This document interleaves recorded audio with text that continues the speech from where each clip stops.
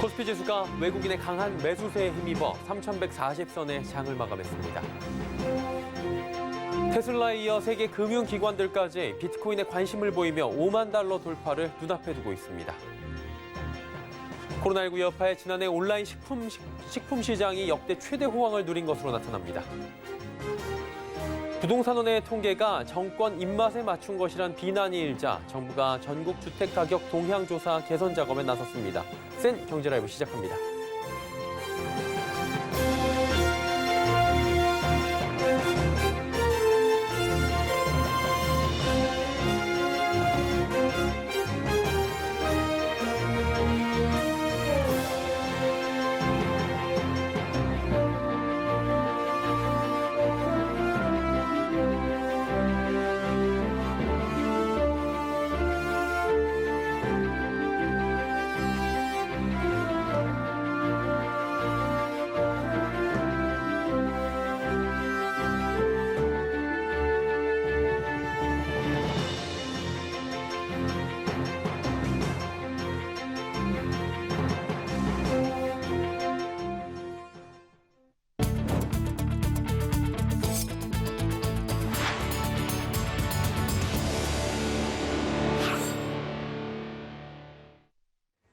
시청자 여러분 안녕하십니까? 센 경제라이브 서정덕입니다.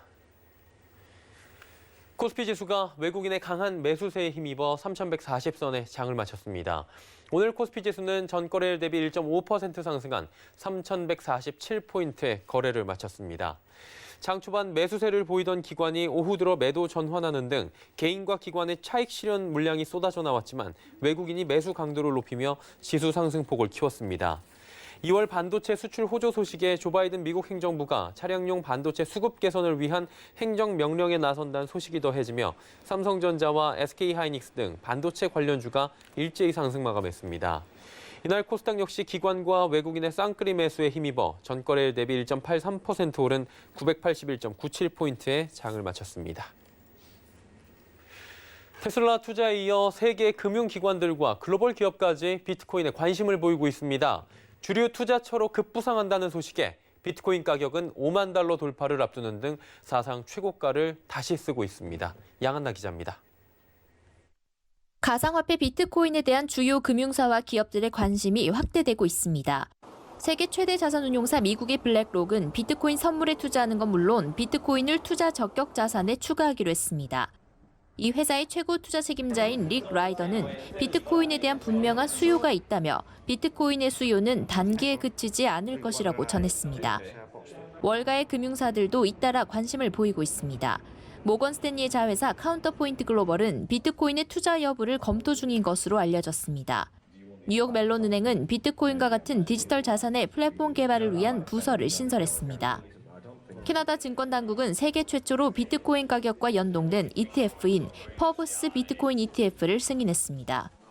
잭 도시 트위터 최고 경영자는 가상화폐 개발을 지원하기 위해 2,360만 달러 상당의 비트코인 500개를 기부해 관련 펀드를 조성했습니다.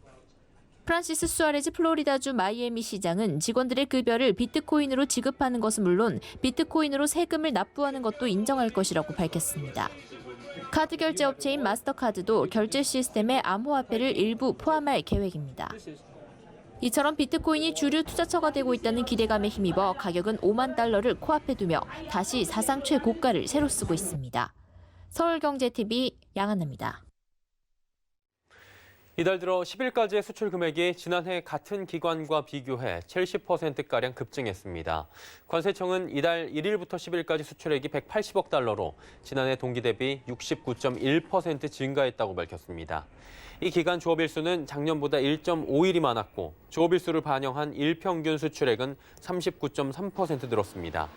조업일수를 고려하지 않은 통계에서 반도체 수출은 57.9%, 무선통신기기 88%, 승용차는 102.4%, 자동차 부품은 80.6%, 또 석유 제품은 37.5% 각각 늘며 강세를 보였습니다. 수출 상대국별로는 중국과 미국, 유럽연합이 각각 65.7%, 91.4%, 126.1% 늘어나는 등 주요 시장으로의 수출이 대체로 큰 폭으로 늘어났습니다. 코로나19 여파에 비대면 수요가 크게 늘어나며 지난해 온라인 식품 시장이 역대 최대 호황을 누린 것으로 나타났습니다. 통계청은 지난해 온라인 식품 시장 거래액이 43조 4천억 원으로 전년과 비교해 62.4% 늘었다고 밝혔습니다. 지난 2019년 20조 원을 넘긴 온라인 식품 시장 거래액이 지난해 코로나19 여파로 단숨에 40조 원을 돌파한 겁니다. 품목별로 살펴보면 음식 서비스 거래액은 17조 4천억 원으로 78.6%를, 농축수산물은 6조 1천억 원으로 71.4%, 음식료품은 48.3%가 늘어났습니다. 거래 수단별로는 모바일이 70% 늘었고 인터넷 쇼핑은 36.5% 뛰었습니다. 국회와 국토교통부 등에 따르면 정부가 한국부동산원이 내놓는 전국 주택 가격 동향 조사 개선 작업을 하고 있는 것으로 알려집니다. 이르면 3월부터 기존보다 표본수를 3배 이상 늘릴 것으로 관측됩니다.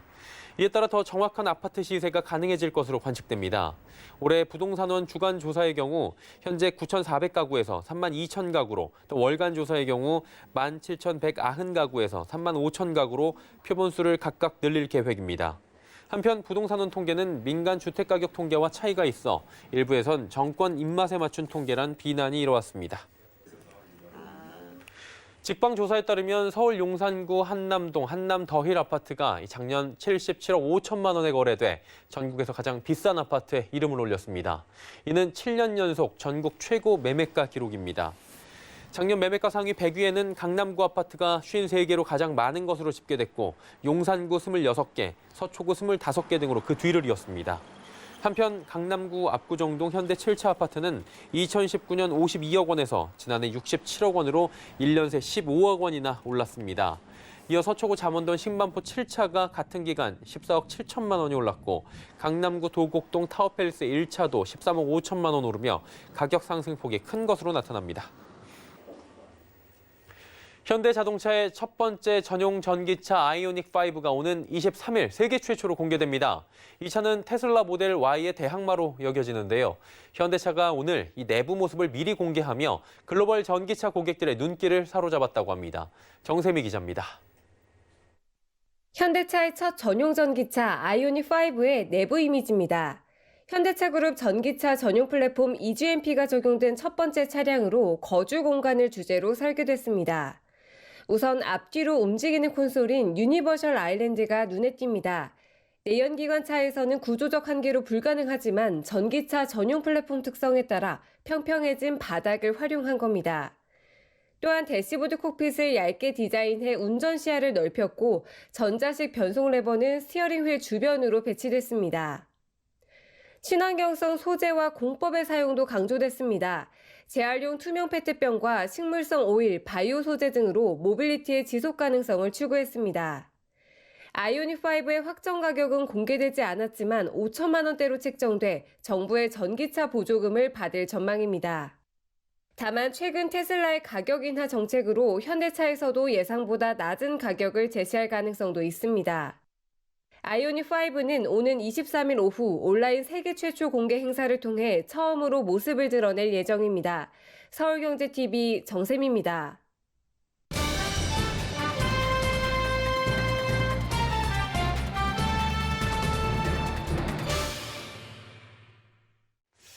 설 연휴를 지내고는 오늘 코스피 지수는 1.5% 오르며 3,140포인트도 단숨에 돌파했었죠.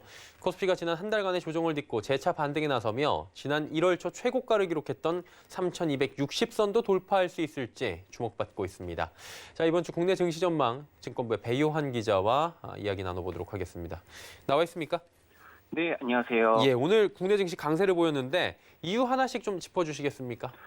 네, 오늘 코스피 지수는 전 거래일 대비 1.5% 오른 3,147선의 장을 마감했고 코스닥 역시 1.83% 급등한 981선의 거래를 마쳤습니다.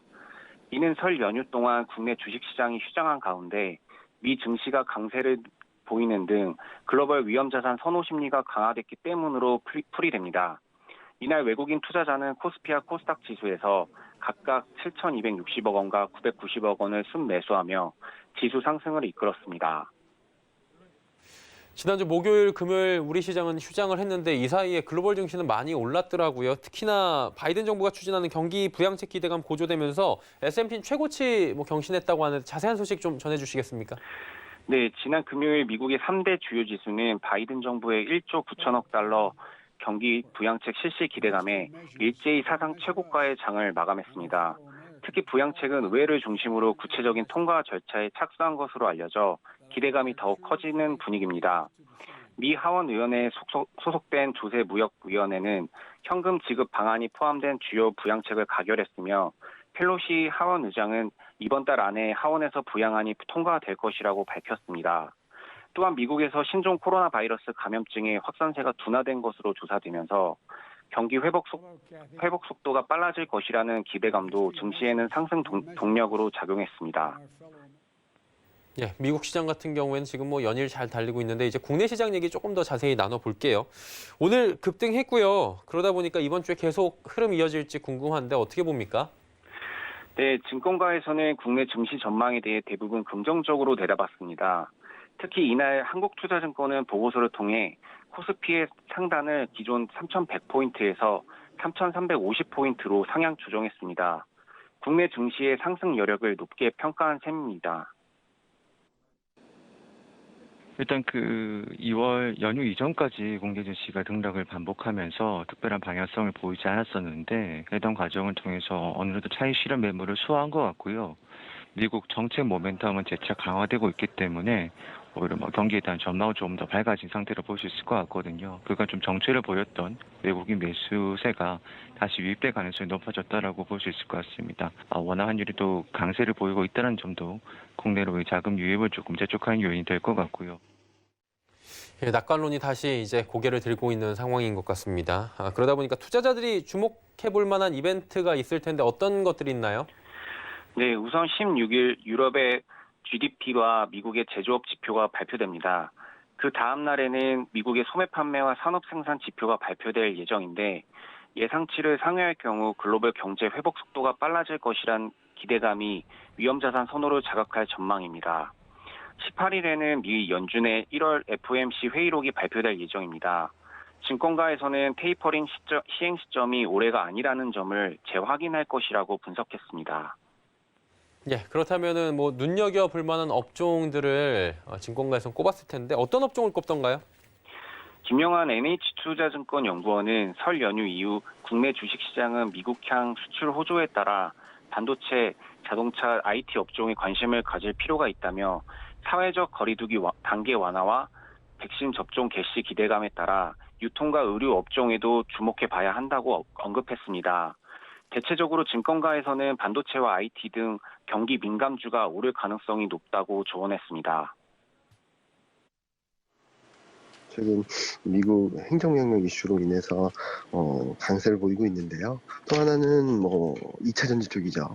LG와 SK 간의 분쟁이 결론이 났는데 2차 전지 쪽이 SK이노베이션 제외하고는 모두 다 오르는 모습을 보여주고 있는데 이런 흐름들이 지속될지 여부.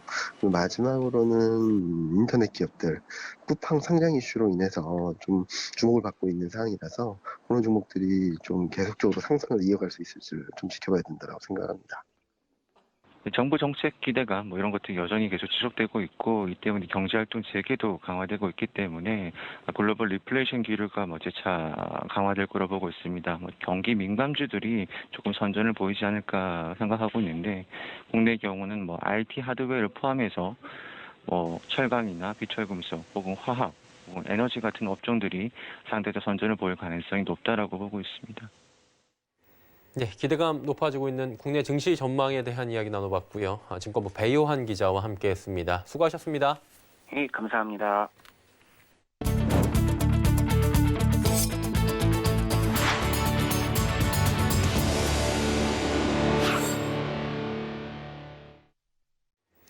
사회적 거리두기가 오늘부터 완화됨에 따라 장 보는 시간도 좀 더 여유로워질 전망입니다. 이마트와 롯데마트, 홈플러스 등 주요 대형마트는 오후 9시였던 영업 마감 시간을 오늘부터 원래대로 되돌리기로 결정했습니다.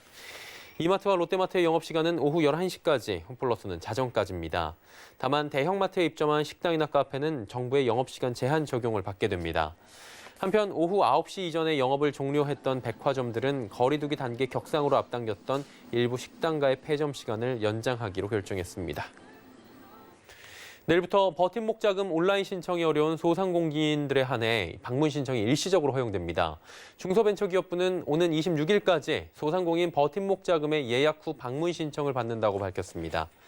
버팀목 자금 확인 지급 대상 중 온라인으로 본인 인증이 불가능하거나 대리인을 통한 지원금 수령을 희망하는 소상공인 등은 현장 접수처를 방문해 신청할 수 있게 됐습니다. 온라인 활용이 어려운 디지털 취약계층도 예약 뒤 방문하면 도움을 받게 됩니다. 다만 신청자가 몰려 코로나19 확산 위험이 높아지는 것을 방지하기 위해 반드시 버팀목 자금 누리집 또는 콜센터를 통해 방문 일시 등을 예약해야만 합니다. 코로나19 사태 장기화로 인해 소상공인과 자영업자들의 피해가 이만저만이 아니죠. 경기도에선 경기도시장 상권진흥원이 전문 상담 인력을 투입해 현장에서 이들의 고충을 덜어주고 있다고 합니다. 설석용 기자가 그 현장을 다녀왔습니다. 코로나19 사태로 빚어진 소상공인과 자영업자의 피해 극복을 위해 경기도시장 상권진흥원이 팔을 걷어붙였습니다. 1년여 이상 길어지고 있는 코로나19 사태로 상인들은 현실적인 지원이 절실한 상황. 이에 경상원이 현장 상담소를 열고 이들의 고충 해결에 직접 나선 겁니다. 상담 분야는 세무와 노무, 회계, 법무 등 4개. 상담소에선 구체적인 대출 상담을 해주거나 법적 조언, 그리고 상담 일지를 작성해 이후 상황까지 꼼꼼하게 체크해준다는 계획입니다. 코로나19로 인해서 경기도의 자영업자 소상공인들이 힘들어하고 계십니다. 그래서 직접 현장에서 그 해답을 찾아드리고 문제를 해결하기 위해서 이렇게 현장에 지원 상담소를 운영하게 되었습니다. 지역 정치인들도 상담가로 나서 관내 상인들에게 힘을 실어주고 있습니다. 소비자들의 발길이 뚝 끊겨 막막했던 상인들은 조금씩 안정적인 계획을 세울 수 있게 됐습니다. 회계, 금융 다각도로 많은 상담을 해주시는데 더해 감사드리고요. 우리 소상공인들이 힘을 내서 화이팅할 수 있도록 열심히 하겠습니다. 경상원은 도내 전 지역 소상공인과 자영업자들을 만나 용기를 북돋아준다는 방침입니다. 서울경제TV 설석영입니다.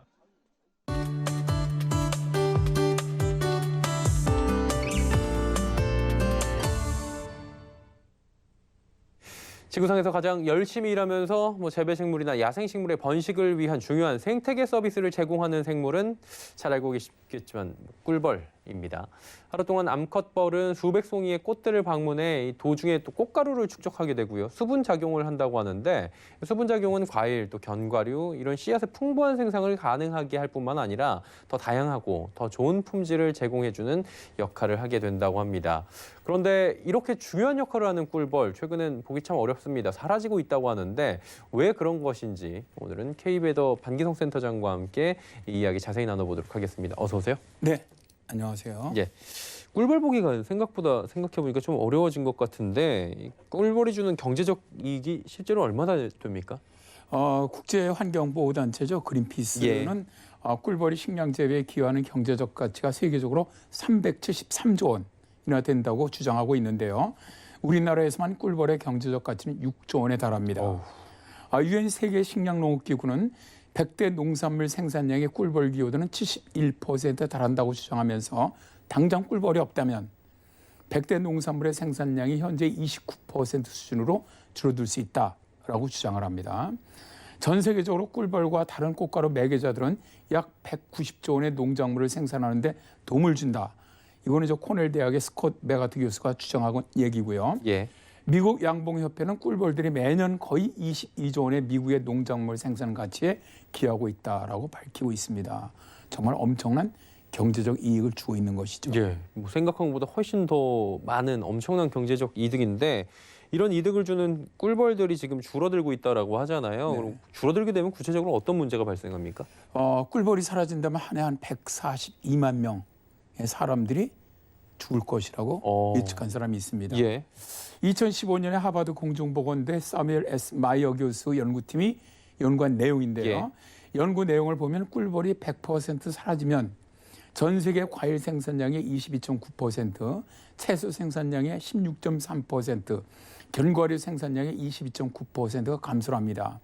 이에 따라서 저소득층이 이용할 수 있는 과일이나 채소 등이 크게 감소를 하고 세계적인 식량난과 영양 부족으로 다수의 사람들이 기아로 사망할 수 있다는 겁니다. 예.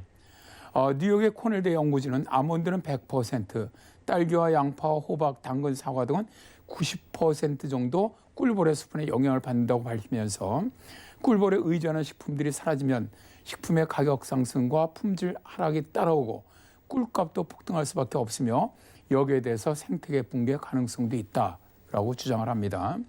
전문가들은 꿀벌이 사라져서 식물의 화분 매개 역할을 하지 못하게 되면 식물이 열매를 맺지 못해서 사라지게 되고 자연히 식물을 먹이로 삼는 초식동물이 사라지고 분해생물과 미생물도 도미노처럼 연쇄적인 영향을 받게 될 것으로 보는 것이죠. 예.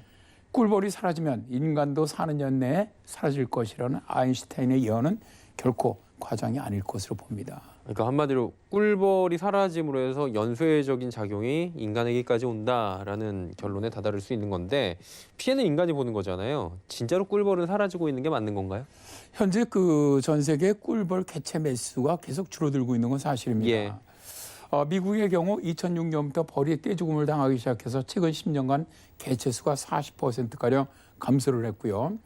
유럽은 1985년에 비해서 25%가 줄었고 영국은 2010년 이후 45% 정도 꿀벌이 사라졌습니다. 영국 레딩대 사이먼 포츠 교수 연구팀은 유럽 지역의 벌집 수를 조사를 해보니까 유럽의 꿀벌 개체 수가 현재 필요한 양의 3분의 2 수준이기 때문에 총 70억 마리 정도가 부족하다라고 밝혔고요. 미국의 메릴랜드 대학과 연계된 연구단체 조사에 의하면 2018년 10월 1일부터 2019년 4월 1일까지 관리하는 꿀벌 개체의 37.7%가 감소를 했는데 이것은 그 전에죠. 2018년에서 2018년 겨울 같은 기간보다 7%포인트 더 감소한 양입니다. 예. 우리나라 양봉협회 발표에서도 2018년 19년 겨울 동안 꿀벌 개체 수의 40%가 줄어들었는데 이것은 13년 전 조사가 시작된 이래 가장 높은 비율이었다고 합니다. 예. 그럼 꿀벌이 결국엔 사라지고 있는 게 맞는 것 같은데 꿀벌이 사라지는 원인은 무엇입니까? 일단 여기에 대한 원인은 그 2020년 5월이었죠. 작년 5월에 세계 식량농업기구는 집중적인 기후변화 또 혹은 농업 관행, 과도한 농약 사용 이런 것들이 꿀벌이 사라지는 원인이라고 밝혔는데요. 여러 원인 중에서 기후변화가 꿀벌 감소에 굉장히 크게 영향을 줍니다. 예. 제레미 커 오타와 대학 교수팀은 꿀벌들이 지구온난화 적응에 어려움을 겪고 있으며 기온이 낮은 지역으로 이주하지 못해서 죽어가고 있다라고 주장하고 있는데요. 꿀벌은 온도 변화에 아주 민감한 변온동물인데 지구온난화로 인한 이상기후로 갑자기 기온이 내려간다거나 혹은 비가 많이 쏟아지면 적응하지 못하면서 쉽게 죽을 수 있고 게다가 지구온난화로 꽃이 피고 지는 기간이 굉장히 짧아져서 꿀벌이 꿀을 모을 수 있는 기간도 짧아지거든요. 그렇기 때문에 생존권이 위협받고 있다는 것이죠.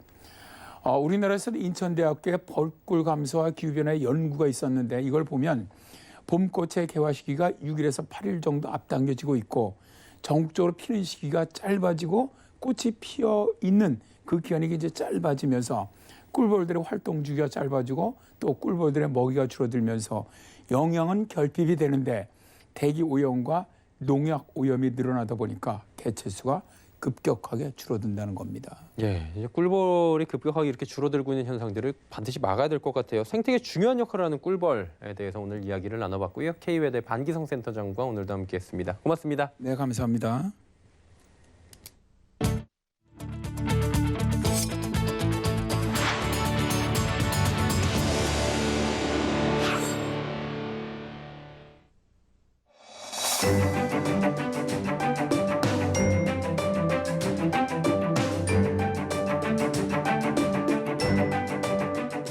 안녕하세요. K웨더 라이프스타일 예보 김담기입니다. 오늘 낮부터 북서쪽에서 찬 공기가 강하게 유입되면서 오늘 밤부터 대부분 지역에 한파특보가 발효되겠고요. 내일 아침은 오늘보다 기온이 10도 이상 내려가며 강한 한파가 나타나겠습니다. 아침 기온 서울 영하 8도, 대전 영하 5도, 대구는 영하 4도까지 내려가겠고요. 낮 기온도 서울 영하 2도 등 경기 북부와 강원 영서를 중심으로 영하권에 머물겠습니다. 급격한 기온 변화에 건강관리 잘해주시기 바랍니다. 내일은 추위 속에 눈비도 내리겠는데요. 동해안을 제외한 전국의 낮 한때 눈비가 내리겠습니다. 예상되는 눈의 양은 서울과 경기 북부, 강원도, 경상 동해안을 제외한 남부지방에 1에서 3cm가 되겠고요.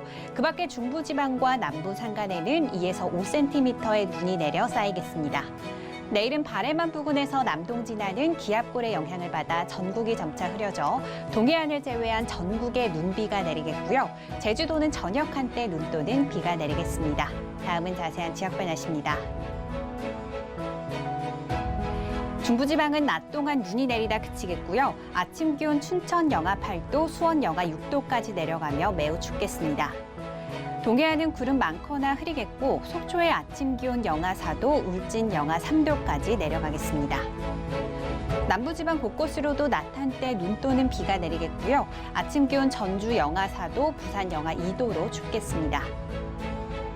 현재 대부분 해상에는 풍랑특보가 내려진 가운데 내일도 동해상의 물결이 최고 6m, 그 밖의 해상은 최고 4m까지 매우 거세게 일며 특보가 지속되겠습니다.